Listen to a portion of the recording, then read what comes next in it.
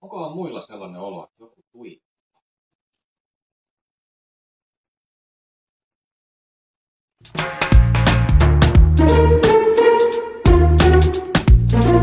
Ami, mä laitan kasan tiimiä. Mä tarvin sut esiintymään salakerta, mutta sit ei saa kertoa kenellekään. Se on salaisuus. Meillä on salakertaklubi. Siellä esiintyjiä ei kerto kenellekään. Ei kerto yhtään kenellekään. Mä tarvin sut sinne ihan vaan inkognito, jos pääset. Ai 4.9. Pengerkatu 11 salakertaklubille. Kello 19, puolitoista kerrosta alaspäin kellariinko. Sitten saa puhua. Se on salainen. Siitä ei saa puhua. Niin, puhutaan jostain muusta. Oletko viihtynyt ulosotossa?